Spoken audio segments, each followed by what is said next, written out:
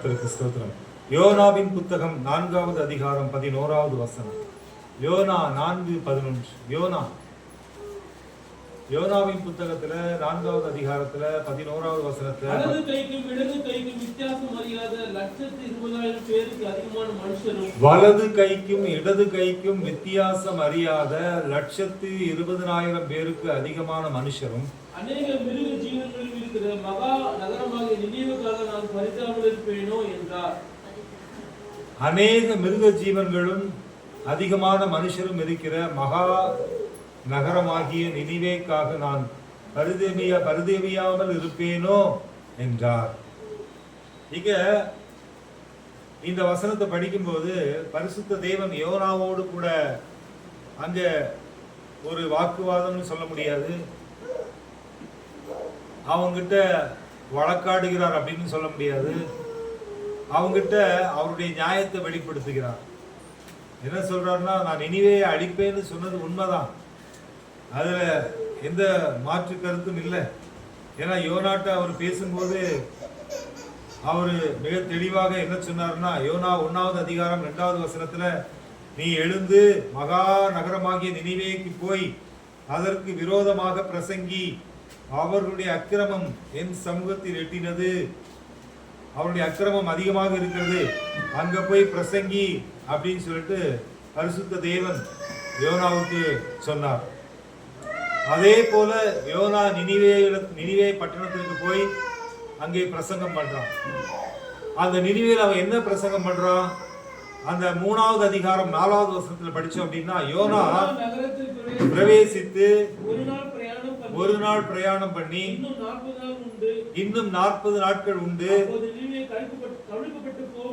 அப்பொழுது நினிவே கவிழ்க்கப்பட்டு போம் என்று கூறினான். நினிவே பட்டணத்தை நான் கவிழ்த்து போடுவேன் அப்படின்னு ஆண்டவர் சொல்றார்.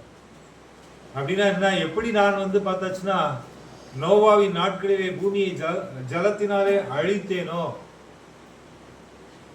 மக்களை கொன்று போட்டேனோ, அதே போல இன்னும் 40 days டைம். எத்தனை நாள் டைம்? 40 நாள் டைம். இந்த 40 நாள் முடியும் போது இந்த நினிவே அப்படிங்கிற சிட்டி அதை நான் காலி பண்ண போறேன். முற்றிலுமாய் அந்த பட்டணத்தை எப்படி சோதம் குமரா பட்டணத்தை அழித்து போட்டேனோ அதே போல இந்த பட்டணத்தையும் அழித்து போடுவேன் அப்படின்னு ஆண்டவர் சொல்றார்.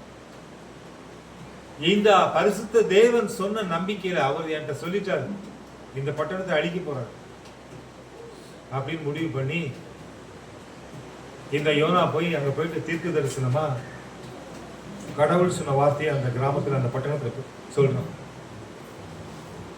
அந்த பட்டணத்துடைய டோட்டல் பாப்புலேஷன் எவ்வளவுனா 1,20,000, 1,20,000 பேர். 1,20,000 பேர் அந்த பட்டணத்துல வசிக்கிறாங்க. ஆல்மோஸ்ட் கணக்கு போட்டோம்னா நம்ம காட்பாடி மாதிரி, சேம் லைக் நம்ம காட்பாடின்னு வச்சுக்கோங்க ஒரு எக்ஸாம்பிள். இதை மொத்தமா வாஷ் அவுட் பண்ண போறார் ஆண்டவர். ஒரே ஒரு ஈ, காக்கா, குருவி, புல்லு, பூண்டு எதுவுமே இல்லாம எப்படி சோதம் அழிக்கப்பட்டதோ, மனுஷனுடைய எலும்புகளே இல்லாத அளவுக்கு மொத்தமா நாசம் பண்ண போறார். இதுதான் அந்த நினிவேக்கு மேல அவர் வச்சிருந்த பிளான். ஆனா அவர் அப்படி சொன்னவர், நினிவேவை கவிழ்த்து போடுவேன்னு சொன்னவர், இங்க என்ன சொல்றாரு? கடைசியா முடிக்கும் போது, வலது கைக்கும் இடது கைக்கும் வித்தியாசம் அறியாத 120,000 பேருக்கு அதிகமான மனுஷரும் அநேக மிருக ஜீவன்களும் இருக்கிற மகா நகரமாகிய நினிவேக்காக நான் பரிதவியாமல் இருப்பேனோ என்றார். ஏன் அவருடைய மனசு இப்படி ஆயிடுச்சு? அவர் மனசு மாறிட்டார், மனம் இறங்கிட்டார். அவருடைய மனசு அதான் ஒரு பாட்டு கூட வருங்க, இரக்கமும் உருக்கமும் நீடிய சாந்தமும் கிருபையும் உள்ளவரே, இரக்கமும் உருக்கமும் நீடிய சாந்தமும் கிருபையும் உள்ளவரே, என் பாரங்கள் என் சுமைகள் என் பாரங்கள் என் சுமைகள்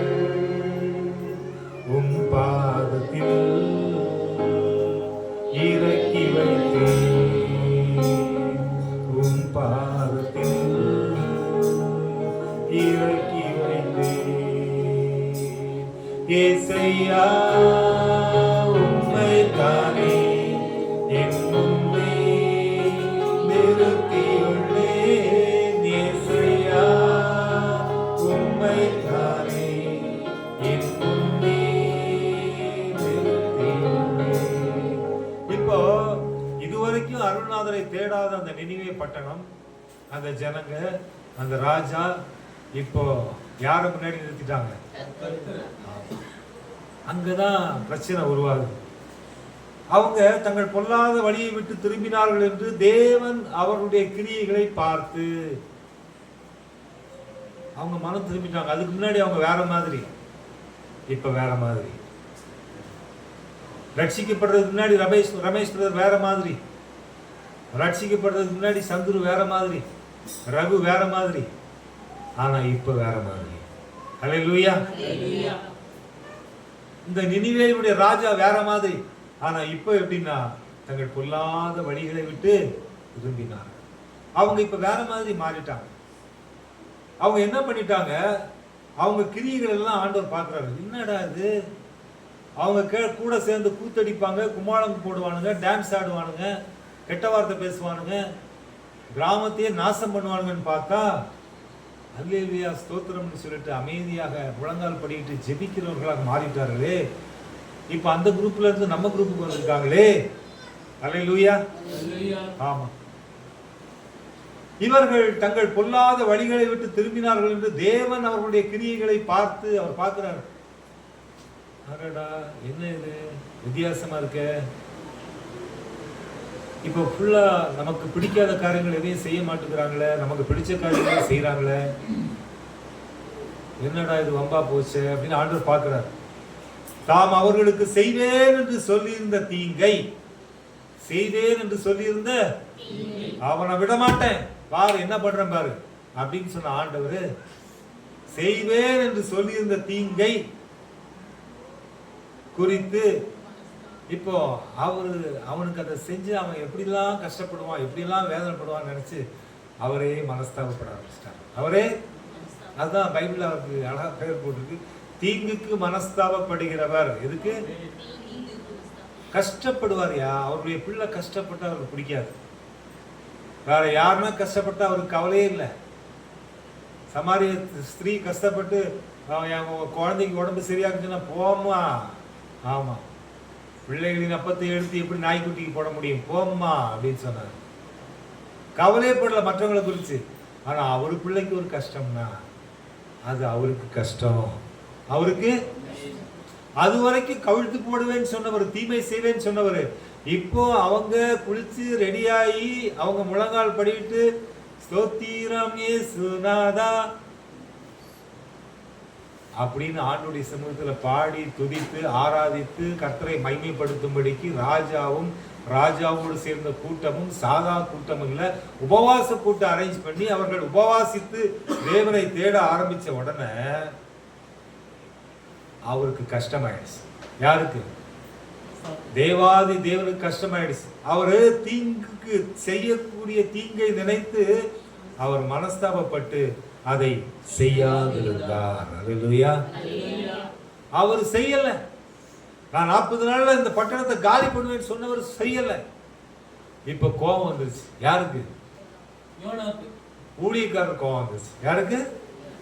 அந்த குடும்பத்துல இந்த காரியம் நடக்கும்னு சொன்னேன், நீங்க சொன்னதுனால தானே சொன்னேன், இப்ப நடக்கல. இப்ப அவங்க எல்லாரும் என்ன நினைப்பாங்க?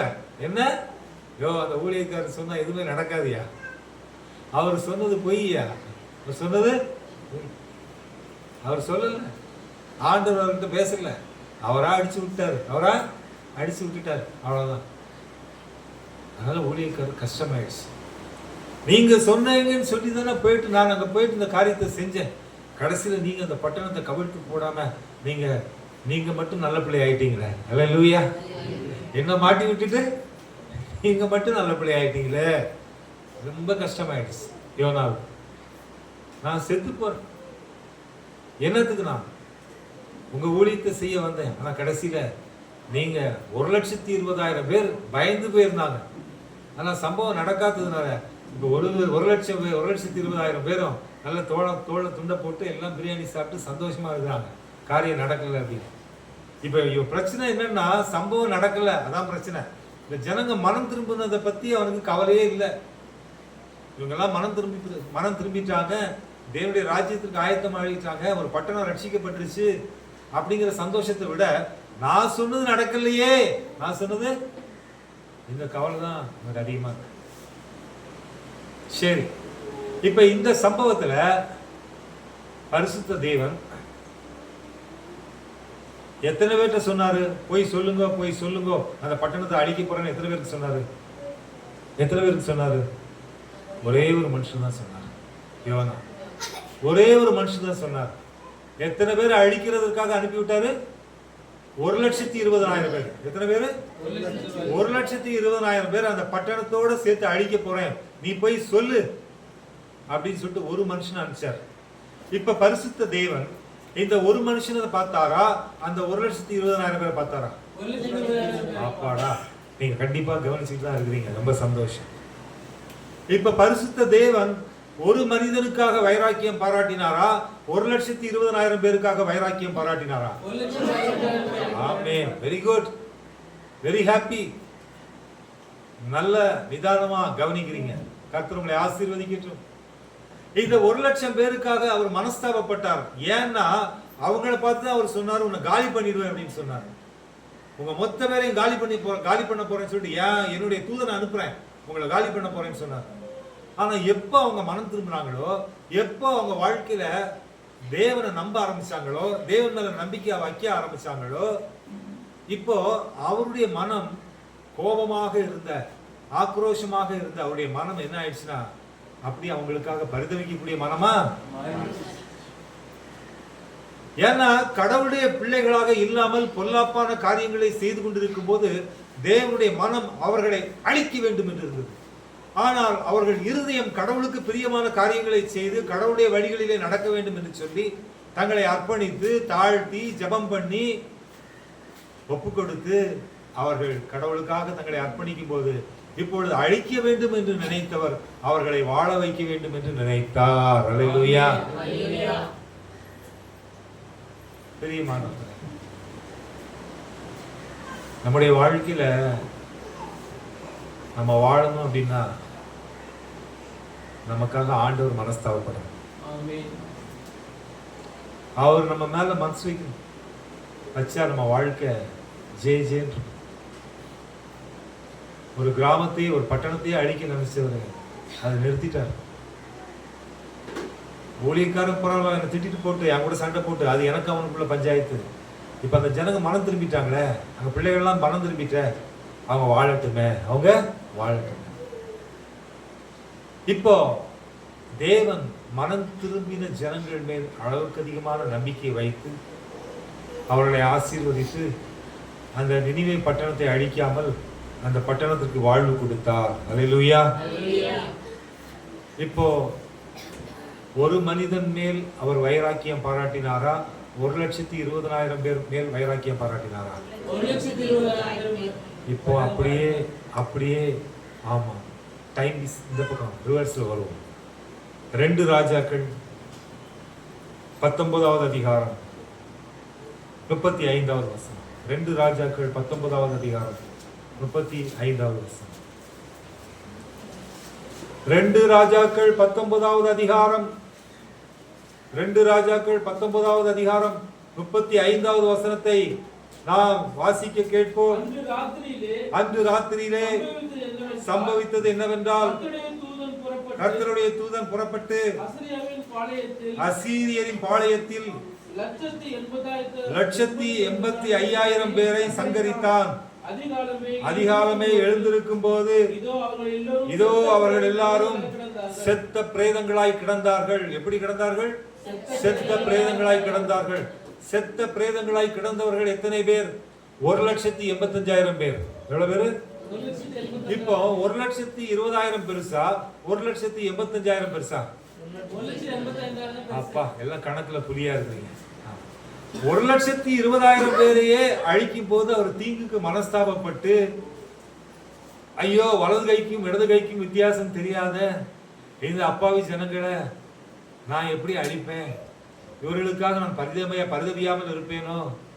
ஐயோ, நான் தீங்குக்கு மனஸ்தாபப்படக்கூடியவராச்சே, நான் எப்படி அழிப்பேன் என்று சொல்லி யோனாவோடு வாக்குவாதம் பண்ணின அதே தேவன். என்ன தேவன்? அதே தேவன் யோனாவோடு வாக்குவாதம், நியாயத்தை குறித்து அவனோடு கூட பேசி, நான் எப்படிப்பா 1,25,000 பேரை கொல்லுவேன்? அவங்க ஒன்றும் அறியாதவங்கப்பா, பாவங்கப்பா, அவங்கள மன்னிச்சிடலாம்ப்பா, விட்டுறலாம்ப்பா, அவங்க வாழட்டுப்பா அப்படின்னு சொல்லி அவர்களுக்காக மனஸ்தாபப்பட்டது அதே தேவன் எங்கே 1,85,000 பேரை கொன்று போட்டார். அல்லேலூயா. அவர்கள் செத்த பிரேதங்களாக கிடந்தார்கள். டெட் பாடி எத்தனை பேர் பார்த்துருக்கீங்க? பணம் பார்த்துருக்கீங்களா? அந்த டெட் பாடி, செத்த பிரேதங்களாக எவ்வளவு பேர் கிடந்தார்கள்? 1,85,000 பேர். அங்கே அதிகாலமே எழுந்திருக்கும் போது இதோ அவர்கள் எல்லாரும் செத்த பிரேதங்களாய் கிடந்தார்கள். அவர்கள் மட்டும் செத்த பிரேதங்களாக கிடக்கவில்லை. அங்கே அசீரியரின் ராஜாவாகிய சனகரை, அவனையும் பரிசுத்த தேவன் கொன்று போட்டார். அந்த ராஜாவையும் தேவன் கொன்று போட்டார். யாரை கொண்டு அந்த ராஜாவை தேவன் கொன்றார் என்று சொன்னால், அந்த ராஜாவினுடைய பிள்ளைகளை வைத்து கர்த்தர் அந்த ராஜாவை கொன்றார். பாருங்க 37வது வசனம் படிங்க. அவன் தன் தேவனாகிய நிஸ்ரோகின் கோவிலிலே பணிந்து கொள்கிற போது அவன் குமாரராகிய அத்ரமலேக்கும் சரைத்சேரும் அவனை பட்டயத்தால் வெட்டி போட்டு ஆரராத் தேசத்திற்கு தப்பி ஓடி போனார்கள். போதும். சொந்த பிள்ளைகள் முதல்ல 1,85,000 பேரை தேவன் கொன்றார். அடுத்து அந்த ராஜாவை அவனுடைய சொந்த 2 பிள்ளைகளை வச்சே கொண்டு போட்டார். ஹலோ, ஒரு இடத்துல பார்க்கும்போது ஏன்பா அவங்களுக்காக நான் கஷ்டப்பட மாட்டேனா? 1,20,000 பேர்ப்பா, ஒருத்தர் 2 பேர் கிடையாது. அவங்கள வாழ வைக்கணும்பா. நான் தீமைக்காக நான் பரிதவியாமல் இருப்பேனோ அப்படின்னு அப்படியே அங்கலாய்த்து யோனாவிடம் பேசின தேவன் இங்கே பேச்சுவார்த்தைக்கு இடமில்லை. there is no compromise. ஆமா, பேச்சுவார்த்தைக்கு இடம் கிடையாது. தட்டு பட்டன அடி முடி, அவ்வளவுதான். 1,85,000 பேரை கொன்று போட்ட தேவன்.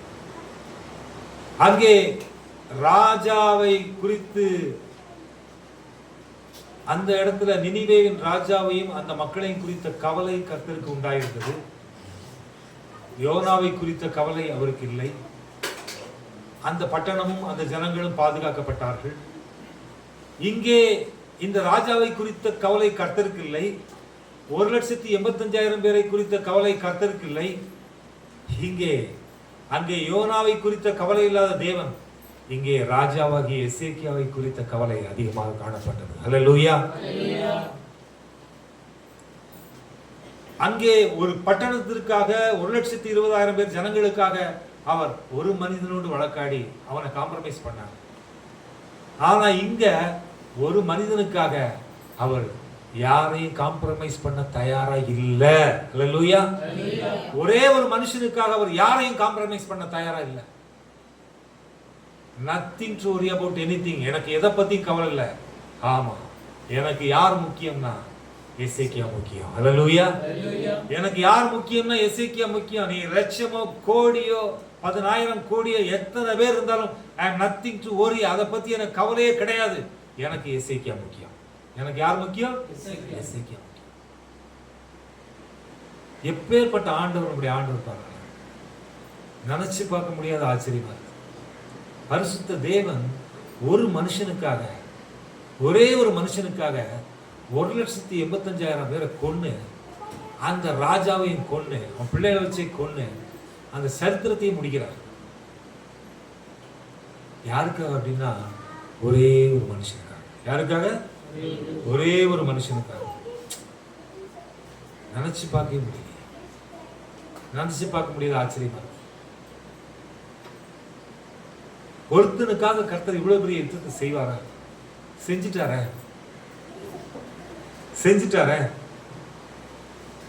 ஏன் செஞ்சார் தெரியுமா? படிங்க 2 ராஜாக்கள் 18:5.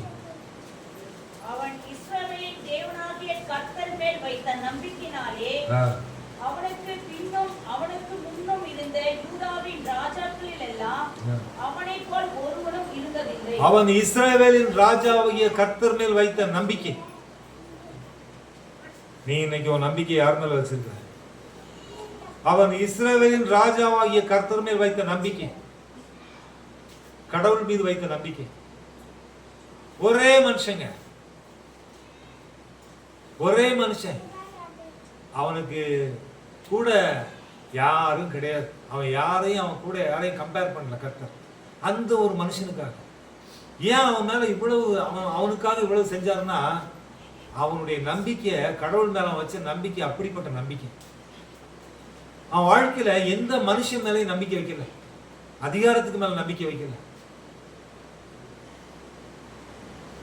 அரசியல்வாதி மேல நம்பிக்கை வைக்கல, பிஷப் மேல நம்பிக்கை வைக்கல, பஞ்சாயத்து தலைவர் மேல நம்பிக்கை வைக்கல, இந்த உலகத்துல இருக்கிற பணபலம் படைத்தவர்கள் மேல நம்பிக்கை வைக்கல. அவனுடைய நம்பிக்கை பார்த்தாச்சுன்னா அதுதான் ஆண்டவர் பார்க்கிறார், வேற ஒண்ணும் இல்லை. யார் மேல நம்பிக்கை வச்சிருக்கிறான், இதுதான் ஆண்டவர் பார்க்கிறார். 6வது வசனம் படிங்க. அவன் கர்த்தரை விட்டு பின்வாங்காமல் அவரை சார்ந்திருந்து ஆமாங்க, அவன் கர்த்தரை மட்டும்தான் சார்ந்திருந்தான், கர்த்தரை விட்டு பின்வாங்கவில்லை, கர்த்தருடைய வார்த்தையை மட்டும்தான் அவன் சார்ந்திருந்தான். இன்னைக்கு நாம எப்படி இருக்கு? கர்த்தருக்கு பிரியமானவர்கள் 2 பேர் வந்தாச்சுன்னா போதும், ஐயோ பிரச்சனை தாங்க முடியல, அவங்க 2 பேர் இன்னைக்கு வரேன்னு சொல்லிட்டாங்க. ஆமா, இந்த காரியத்தை எப்படி முடிப்பேன்னு தெரியல, இத்தனை பேர் வரேன்னு சொல்லிட்டாங்க, அத்தனை பேர் வரேன்னு சொல்லிட்டாங்க, இந்த ஃபங்க்ஷன் எப்படி நடத்துன்னு தெரியல, அப்புறம் 100 பேர் சேர்ந்து சொல்லிட்டாங்க, இப்படிதான் செஞ்சாகணும், வர வழி இல்லை. நீ கர்த்தர் மேல நம்பிக்கை வச்சேன்னா, அவரை மட்டும் சார்ந்திருந்தேன்னா, அவரை விட்டு பின்வாங்காம இருந்தேன்னா, அவர் உனக்காக, நீ ஒருத்தனுக்காக கர்த்தர் 1,85,000 பேரை கூட சங்கரிக்க ரெடியா இருந்தார். 1,85,000 peoples. It is like Katpadi, total population of Katpadi.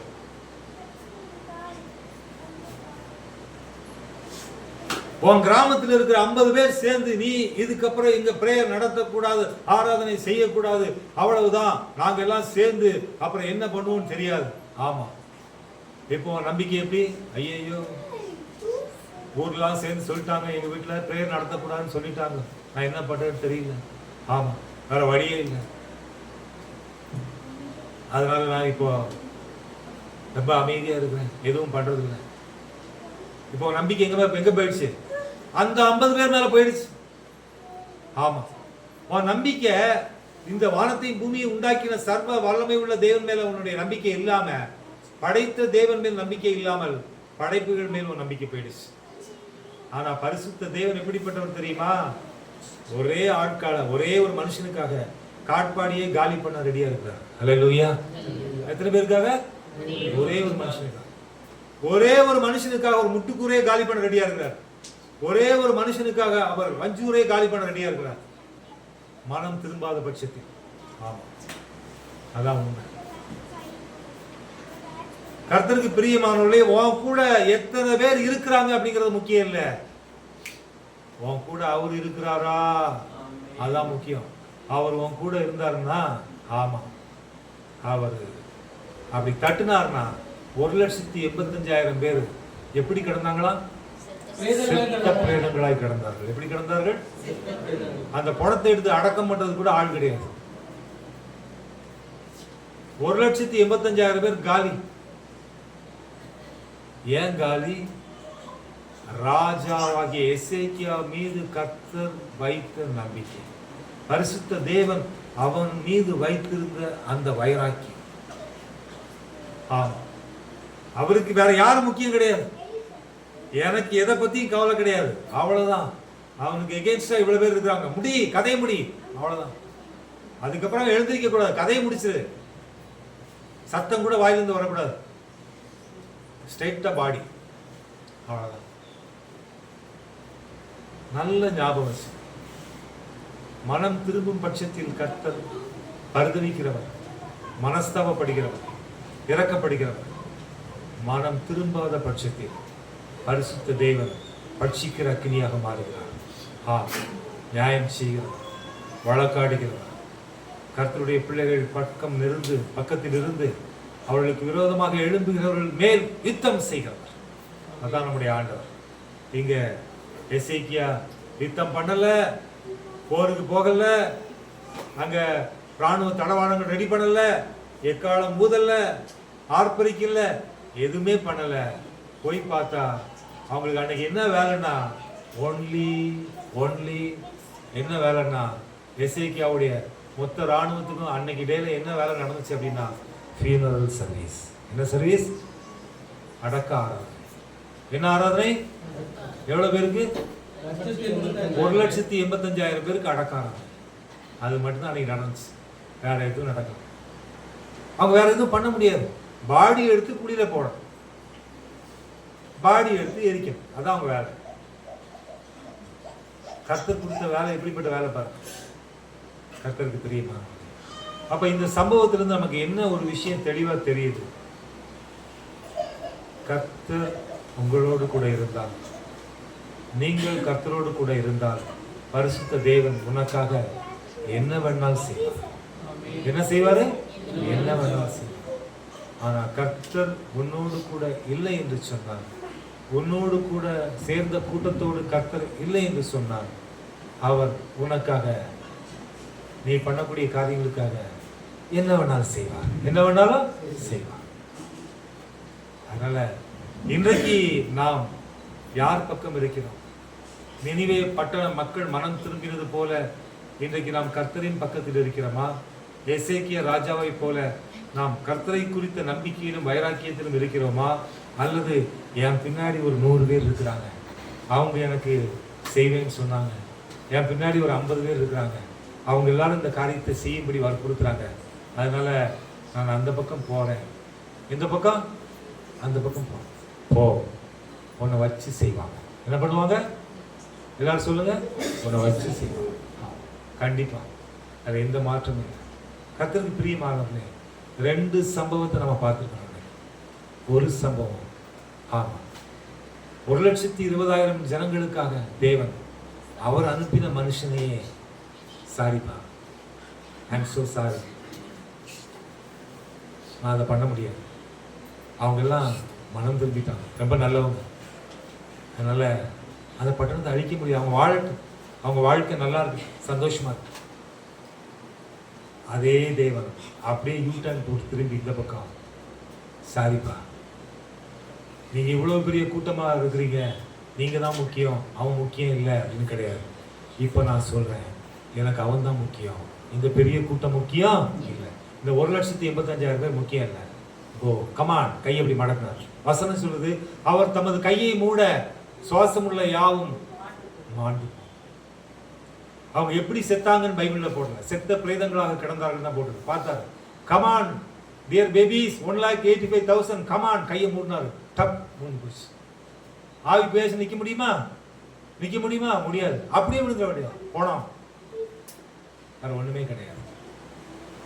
கர்த்தருக்கு பிரியமானவர்களே, இன்றைக்கு நல்ல ஞாபகம் வச்சுக்கோங்க, உன் ஒருத்தனுக்காக கர்த்தர் எதை வேணாலும் செய்வார். அதை நீ மறந்துடாத. உன் நம்பிக்கையை மட்டும் அவர் மேல வை, அவரை விட்டு பின்வாங்காத, அவருடைய வார்த்தைக்கு முக்கியத்துவம் கொடு, அவர் வழிகளில் நட. அவர் உனக்காக என்ன வேணாலும் செய்வார், எப்படி வேணாலும் செய்வார், ஆனா செய்வார். ஏன் தெரியுமா? நீ அவரை மட்டும் நம்பி இருக்க. யாரை நம்பி இருக்கிற? அவரை மட்டும் நம்பி இருக்க. அதனால அவருக்கு நீதான் முக்கியம், வேற யாரும் முக்கியம் கிடையாது. அவருக்கு நீதான் முக்கியம். ஏன்னா நம்பிக்கை அவர் மேல வச்சுட்ட, அவரை நம்பி வாழ ஆரம்பிச்சிட்ட, அவரை விட்டு நீ பின்வாங்கல. அதனால அவருக்கு நீதான் முக்கியம். உன்னை சுத்தி 1000 பேர் இருந்தாலும் அவருக்கு கவலை இல்லை, 10,000 பேர், 1,00,000, எத்தனை பேர் இருந்தாலும் அவருக்கு கவலை இல்லை, அவருக்கு நீதான் முக்கியம். ஏன்னா நீ அவரை நம்புற. இன்றைக்கு நம்முடைய வாழ்க்கையில இந்த தெய்வத்தின் மீது நம்பிக்கை வைப்போம். ஆம், இந்த ஜீவனுள்ள தேவன் மீது நம்பிக்கை வைப்போம். நம்முடைய வாழ்க்கையில் அவர் இங்க படிக்கும்போது, ஆமா, அந்த வசனத்துல சொல்லப்பட்டது, கர்த்தருக்கு ஸ்தோத்திரம், அந்த எசேக்கியா ராஜாவின் நாட்களில் கர்த்தர் யுத்தம் செய்தார், பலத்த அற்புதத்தை அங்கே செய்து அவர் நான் உன்னோடு கூட இருக்கிறேன் என்பதை உறுதிப்படுத்தினார். அதே போல இன்றைக்கு நீங்க ஞாபகம் வச்சுங்க, உங்க கூட பரிசுத்த தேவன் இருக்கிறார். அவர் உனக்காக என்ன வேணாலும் செய்வார், எதை வேணாலும் செய்வார். ஆமா, ஏன்னா அவர் வாழ்க்கையில, அவருக்கு இந்த பூமிக்குரிய வாழ்க்கையில அவருக்கு மற்றவங்களை பத்தி கவலை இல்லை, அவருக்கு நீ முக்கியம். யார் முக்கியம்? அது ஞாபகம் வச்சு பக்கத்துல கை பிடிச்சி சொல்லுங்க, என் தேவனுக்கு நீ முக்கியம்னு சொல்லுங்க. என் தேவனுக்கு நீ முக்கியம். You are the important person. நீ முக்கியமான நபர். உலகத்தில் இருக்கிற மனுஷனுக்கு கிடையாது, ஆண்டவருக்கு நீ முக்கியமான நபர். அவருக்கு ரொம்ப வேண்டப்பட்டவன் நீ. அதனால இந்த உலகத்துல இருக்கிற அதிகாரம் உள்ள எவனாவது பெரிய ஆள் இருக்கிறான், அவன் முக்கியம் நீ நினைக்காத. வாழ்க்கையில் ஆண்டவர் முக்கியம் தானே, அவர் மேல நம்பிக்கை வை. அவருக்கு நீ முக்கியம். இங்க ஒரு ராஜாவை க்ளோஸ் பண்ணாரு, ஒரு ராஜாவை உயிரோட வச்சார். அல்லேலூயா. நினிவே ராஜா உயிரோட வச்சார். மனம் திரும்பினான், தாழ்த்தினான். சனகரி ராஜாவை சங்கூதினார்.